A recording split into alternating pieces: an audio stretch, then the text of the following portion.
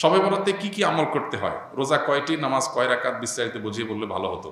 এখনো পর্যন্ত এই মাসালা জানে না এমন মানুষ আছে কিনা দেশে খুব বেশি, আমার জানা নাই। দীর্ঘদিন থেকে ওলামা ইকরাম অ্যাওয়ারনেস করছেন, সতর্ক করছেন। দেখুন, লাইলাতুন নিসফে মিন শাবান, মধ্য শাবানের রাত, এর ফজিলত সাব্যস্ত আছে। আল্লাহ তাআলা এ রাতে মুশরিক হিংসুক ছাড়া বাকি মানুষদেরকে মাফ করে দেন। এবং এ রাতের ফজিলত সংশ্লিষ্ট আরো অনেকগুলো হাদিস আছে যেগুলো জয়ীফ সূত্রে বর্ণিত, কিন্তু এই একটা হাদিস গ্রহণযোগ্য সূত্রে বর্ণিত হওয়ার কারণে অন্য যেগুলো আছে সবগুলোর একসাথ করলে মোটা দাগে লাইলাতুন নিসফে শাবান বা মধ্য শাবানের রাত, এটার নাম আমরা শবে বরাত দেই। আসল নামটা, হাদিস দেওয়ার নাম কোনটা? লাইলাতুন নিসফে শাবান, মধ্য শাবানের রাত। শবে বরাত এটা আসল নাম না। তো এই মধ্য শাবানের রাতের ফজিলত সাব্যস্ত হয়, কিন্তু এইটাকে আমরা যেইভাবে যারা পালন করি তারা যেভাবে ঘটা করে করি, যেমন সারা রাত জেগে ইবাদত করা আল্লাহর ক্ষমা লাভের জন্য বা মাগফিরাত লাভের জন্য, যাতে মাগফিরাত হয়, গুনাহের ক্ষমা হয়, সেটা আপনি চেষ্টা করছেন। এটা আপনার ব্যক্তিগত অ্যাপ্রোচ থেকে আপনি করলেন। এই দিনের রোজা আপনি আইয়াম বীজের রোজার অংশ হিসেবে রাখলেন, শাবান মাসে বিশেষ রোজা রাখলেন, রাসূলুল্লাহ সাল্লাল্লাহু আলাইহি ওয়াসাল্লাম সেই হিসেবে রাখলেন, খুবই প্রশংসনীয়। কিন্তু আলাদা করে শবে বরাতকে কেন্দ্র করে এই দিনের রোজা রাখার বিশেষ কোনো নির্দেশনা বিশুদ্ধ হাদিস দ্বারা সাব্যস্ত নয়। এর বাইরে এ রাতকে শবে বরাত, ভাগ্যের রাত মনে করা। বরাত মানে ভাগ্য, আর বরাতের আরেকটা অর্থ হলো মুক্তি।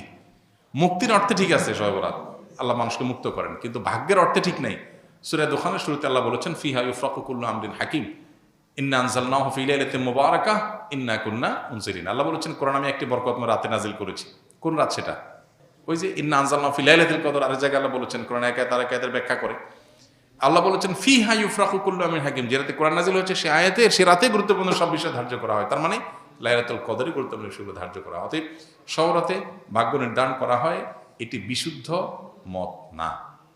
তবে এ রাতের বিশেষ কোন নামাজ, বিশেষ নামাজের সংখ্যা, বিশেষ সূরা, এরকম কোনো কিছু সাব্যস্ত নাই। এরকম কিছু সাব্যস্ত আছে মনে করলে বরং বিদআত হবে, যে এত রাকাত পড়তে হবে, এই সূরা দিয়ে পড়তে হবে। আল্লাহর মাগফিরাত লাভের জন্য আপনি যদি চেষ্টা করেন সেটা প্রশংসনীয়, সেটা ভিন্ন বিষয়। প্রত্যেক রাতেই তো আপনি আল্লাহর মাগফিরাতের জন্য চেষ্টা করা কর্তব্য বা করা উচিত। আল্লাহ তাআলা প্রতি রাতেই ভোর রাতে মানুষকে ডেকে ডেকে ক্ষমা আহ্বান করেন। এই জন্য শবে বরাতকে ঘিরে রাতের বিশেষ নামাজ, বিশেষ পদ্ধতির নামাজ নাই। তবে এ রাতে ক্ষমার বিষয়টা সুসাব্যস্ত, ক্ষমা লাভের চেষ্টা করা এটা গ্রহণযোগ্য। শবে বরাতের জন্য নারীদের স্পেশাল আমল কি? নারীদের স্পেশাল আমল তো হালুয়া বানানো। স্পেশাল আমল মানে স্পেশাল কাজ। কারণ শবে বরাতকে কেন্দ্র করে হালুয়া টালুয়া বানানো হতো, হালুয়া রুটি, গোশত রুটি এগুলা বিতরণ করা হতো। এগুলো এখন যদিও উঠে গেছে, কালচারাল বিষয়, এগুলো উঠে যাওয়াতে যে নারীরা সব নেকামল শুরু করে দিয়েছে তাও হয় নাই, সেটা যেমন বাস্তবতা। আবার ঠিক একইভাবে কোরআন সুন্নাহ বলেনি এমন কিছু কোরআন সুন্নাহর আমল মনে করে এস্টাবলিশড করা, বেদাতকে জিয়ে রাখা, এর ভিতরেও ইমানদারের কল্যাণ নেই। সেটা আমাদেরকে মাথায় রাখতে হবে। তো শবে বরাতকে কেন্দ্র করে নারীদের জন্য স্পেশাল কোনো আমল নাই। এগুলো ইউটিউবারদের বিভিন্ন আইটেম। প্রশ্ন ইউটিউবাররাই ধরাইছে কিনা কি জানে, যে থাম্বনেল দিবে শবে বরাত মা বোনরা এই আমল ছাড়বেন না, হ্যাঁ, এরকম একটা ডাহা মিথ্যা কথা লিখে থাম্বনেল দিয়ে দিবেন, মহিলারা সব ক্লিক করবে, হিট হবে, মানুষ বেশি দেখবে, আপনি প্রশ্ন ধরাই দিলেন। তো এর মাধ্যমে আপনি একটা ভুল ধারণাকে সমাজে, সবাই তার ক্লিক করবে না, অনেকে মনে করবে আচ্ছা তাহলে স্পেশাল আমল মনে হয় আছে, আবার অনেকে বলবে যে না এই মৌলবী এটা ভুল কথা বলে গেছে, স্পেশাল আমল তো নাই, সে তো ভিতরে দেখবে না কি আছে। তো এই জন্য ইউটিউবার ভাইরা আল্লাহকে ভয় করা উচিত। সামান্য ভিউয়ের জন্য মিথ্যা কথা, 2 নাম্বারই করা, হ্যাঁ, এবং চালাকি করা, এগুলো অনুচিত কাজ। সালাম দিলে 90 নেকি এবং উত্তর দিলে 10 নেকি, কথাটা সহি কিনা? এটাও বহুল প্রচলিত একটি গায়রে সহি কথা।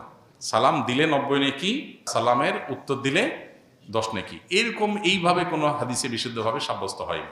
যেটা আছে সেটা হলো, কেউ যদি আসসালামু আলাইকুম বলে তাহলে সে 10 নেকি পাবে, ওয়া রাহমাতুল্লাহ যদি বলে আরো 10 নেকি যোগ হবে, ওয়া বারাকাতুহু বললে আরো 10 নেকি যোগ হবে, তাহলে মোট কত হলো? 30। এটা হাদিস দ্বারা সাব্যস্ত। দিলে 90 আর নিলে 10, এটা কোনো বিশুদ্ধ হাদিস দ্বারা সাব্যস্ত না। তবে হ্যাঁ, এটা ঠিক যে সালাম নেওয়ার চাইতে সালাম যিনি দিচ্ছেন তার সওয়াব বেশি হবে, কারণ তিনি ভালো কাজের সূচনা করেছেন। আবার আরেকটা ইম্পর্টেন্ট কথা হলো, সালাম দেওয়াটা সুন্নত, নেওয়াটা ওয়াজিব। দেওয়াটা সুন্নত, নেওয়াটা ওয়াজিব। এখানে ইসলামের একটা সামাজিক সৌন্দর্য দারুণভাবে ফুটে ওঠে। সেটা কি? একজন মানুষ আপনাকে সালাম দিয়েছেন, এখন আপনি যদি জবাব না দেন, তার মানে আপনি লোকটাকে ইগনোর করলেন, অপমান করলেন, তার সালামটাকে আপনি ডিনাই করলেন, তাহলে আপনি একটা লোকের কষ্টের কারণ হলেন। এটা আপনি করতে পারেন না। ইসলাম আপনাকে সামাজিক হতে বলেছে। তিনি যদি আসসালামু আলাইকুম বলেন, আপনি সৌজন্যতার খাতিরে ওয়ালাইকুম আসসালাম বলতেই হবে। হ্যাঁ, আপনি কাউকে সালাম দেন নাই, আপনি গুনাহগার না। কেউ দিয়েছে, আপনার এখন সৌজন্যতা রক্ষা করতে হবে। কেউ হাঁচি দেওয়ার পর আলহামদুলিল্লাহ বলেছে, আপনি শুনেছেন, তাহলে আপনার উপর ওয়াজিব ইয়ারহামুকাল্লাহ আপনাকে বলতে হবে। এটা মিন হাক্কিল মুসলিম এবং ইমানের ৭৭ শাখার একটা, যে হাসি দিয়েছে আলহামদুলিল্লাহ বলেছে, আপনি শুনেছেন, তাহলে জবাব দিবেন। কেন? কারণ লোকটা হাসি দিয়ে যখন আলহামদুলিল্লাহ বলল এবং আপনি শুনতে পেয়েছেন, তাহলে সেক্ষেত্রে আপনি রিপ্লাই করার অপশন যেহেতু আছে, রিপ্লাই যদি না করেন, ব্যাপারটা হলো আপনি অসৌজন্যতামূলক আচরণ করলেন, তাকে আপনি ইগনোর করলেন, অপমানিত করলেন। এটা করতে পারেন না। এই জন্য কারোর সাথে দেখা হলে হাসি মুখে কথা বলতে বলা হয়েছে। হাসি মুখে কথা না বলে মানে আপনি তার দ্বারা বিরক্ত হতে পারেন। হাসি মুখে কথা বললে পজিটিভ অ্যাপ্রোচে কথা বললেন। ইসলামের যে সামাজিক সৌন্দর্য আছে, এখনকার পৃথিবীর মানুষ ভদ্র হয়েছে কয়দিন আগে, কয় বছর আগে। ইসলাম 1450 বছর আগে এগুলো শিখেছে আমাদেরকে। এখন বলে মে আই কামিং স্যার, আমি আসতে পারি? আল্লাহ কোরআনে 1400-1450 বছর আগে শিখেছেন এই জিনিসটা, যে তোমরা কারোর বাসায় কারোর কক্ষে প্রবেশ করার আগে অনুমতি নাও, অনুমতি দিলে ঢোকো, আর না হলে ফেরত যাও। ইসলামের চাইতে আধুনিক ইসলামের চাইতে বেশি সৌজন্যতা বোধ আর কোথাও কোনো সমাজে কোনো কিছুতেই নাই। অতএব যে ইসলাম পালন করবে তার ভিতরে তার সবে আছে, আর যার ইসলাম নাই তার হয়তো কিছু থাকতে পারে, আরেকটা নেই। তার দুনিয়া আছে, আখিরাত নেই। আর আমরা তো আল্লাহর কাছে দোয়া করব, রব্বানা আতিনা ফিদ দুনিয়া হাসানা ওয়া ফিল আখিরাতি হাসানা। আমির মুআবিয়া রাদিয়াল্লাহু তাআলা সম্পর্কে মতামত, ভালো নাকি খারাপ? হাজ্জাজ বিন ইউসুফ সম্পর্কে মন্তব্য, মিলাদ কেমন সম্পর্কে মতামত, কেমন টুপি পরা সুন্নাত রসুল কেমন টুপি পরতেন? অনেকগুলো প্রশ্ন, এক একটা 1 ঘন্টার লেকচার। সংক্ষেপে এতটুকু বলি, মুআবিয়া রাদিয়াল্লাহু তাআলা আনহু নবী করিম সাল্লাল্লাহু আলাইহি সাল্লামের খুব নিকট আত্মীয় ছিলেন, ঘরের মানুষ ছিলেন। কাতেবে ওয়াহি, নবী সাল্লাল্লাহু আলাইহি সাল্লামের প্রতি যখন ওহী আসতো তিনি ওহী লিখতেন। নবী সাল্লাল্লাহু আলাইহি ওয়াসাল্লাম তাকে এতটা বিশ্বাস করতেন যে জিবরিলের বলা ওহী তাকে দিয়ে লেখাতেন, যে কয়দিনকে লেখাতেন তার মধ্যে একজন তিনি ছিলেন। বিশ্বস্ত কোন লেভেলের ছিলেন। এবং রাসূল আকরাম সাল্লাল্লাহু আলাইহি সাল্লামের অত্যন্ত সুনামধন্য সাহাবীদের একজন ছিলেন। মুআবিয়া রাদিয়াল্লাহু তাআলা আনহুর যদি কোনো ভুল হয়ে থাকে, ইস্তিহাদগত বুঝের কোনো ভুল থেকে থাকে, তো সেটার সমালোচনা করার কোনো অধিকার পৃথিবীর কোনো মুসলমানকে দেওয়া হয়নি। নবী সাল্লাল্লাহু আলাইহি ওয়াসাল্লামের কোনো সাহাবীর সমালোচনা, গালমন্দ করার, নিন্দমন্দ করার অধিকার কারণে হাদিসে পরিষ্কারভাবে নিষেধ করেছেন নবী সাল্লাল্লাহু আলাইহি ওয়াসাল্লাম, লা তাসুব্বু আসহাবি, আমার সাহাবীদের গালমন্দ বা সমালোচনা তোমরা করো না। ওনার ছেলে ইয়াজিদের যদি কোনো ভুল হয়ে থাকে, তো ছেলের ভুলের কারণে বাপ আল্লাহর কাছে দায়ী হয় না। কোরআনে আল্লাহ তাআলা বহু জায়গায় একই কথা বলেছেন, ও আল্লাহ তাযিরু ওয়াজিরাতুন উযরা উখরা, কারণ পাপের বোঝা অন্য কেউ বহন করে না, যার যার পাপ তাকেই পাবে। অর্থাৎ ইয়াজিদ যদি কোনো পাপ করে, ইয়াজিদের জুলুম, ইয়াজিদের পাপ, ইয়াজিদের খুন, এগুলোর জন্য দায়ী ইয়াজিদ হবে। মুআবিয়া রাদিয়াল্লাহু তাআলার উপরে সেটা চাপানোটা হলো জুলুম। হ্যাঁ, আপনি বলতে পারেন তাহলে মুআবিয়া রাদিয়াল্লাহু তাআলা আনহু তাকে কেন স্থান দিয়েছে এই সেই? ওনার বুঝের ভুল ছিল, উনি বুঝে উঠতে পারেন নাই। উনি মানুষ ছিলেন দিন শেষে। আমরা সাহাবীদেরকে সমালোচনা নাজায়েজ মনে করি আহলে জামাতের লোকজন, কিন্তু তাই বলে সাহাবীদেরা মানে মাসুম না, তাদের বুঝে ভুল হতে পারে। আল্লাহ যদি কারোর ব্যাপারে বলে আল্লাহ মাফ করে দিয়েছেন, রাদিয়াল্লাহু আনহুম ওয়া রাদু আনহুম, তো আপনি কে সমালোচনা করার? আল্লাহ যদি সাহাবীদেরকে বলে থাকেন যে তোমাদের পরে তারা আল্লাহর পরে সন্তুষ্ট, আল্লাহ তাদের পরে সন্তুষ্ট, তো আপনি কে সমালোচনা করেন? সাহাবীদের পর সমালোচনার রাস্তা আমাদের ওপেন করা উচিত না। তবে হ্যাঁ, তারা সবাই নিষ্পাপ ছিলেন না, মানুষ হিসেবে তাদের ভুল ত্রুটি হয়েছে। সাহাবীদের মধ্যে কেউ জিনা করেছেন, আল্লাহ শাস্তি দিয়েছেন বা দণ্ড বাস্তবায়ন হয়েছে, কিন্তু এমন তওবা কবুল হয়েছে যে পুরো মদিনাবাসীর তওবা দিলেও তার তওবা, সকার অপরাধ দিলেও তার ওই তওবাতে রিকভার হয়ে যেত। এই সার্টিফিকেটও তো পাইছে।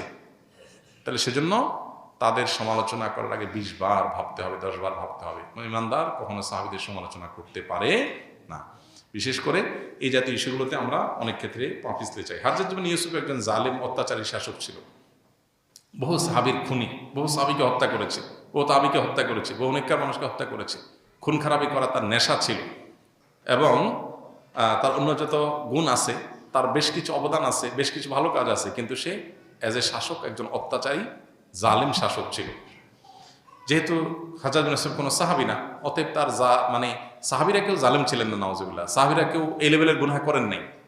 মানুষরা ভুল করেছেন, আল্লাহ তাআলা তাদের মাফ করেছেন, ঘোষণা দিয়েছেন আগাম, বা তারা তওবা করেছেন। বদর যুদ্ধে অংশগ্রহণকারী সাহাবীদের সম্পর্কে নবী করিম সাল্লাল্লাহু আলাইহি ওয়াসাল্লাম বলেছেন, আল্লাহ বলেছেন, নবী সাল্লাল্লাহু আলাইহি ওয়াসাল্লাম বলেছেন, আমালু মা শি'তুম ক্বাদ গাফারাল্লাহু লাকুম।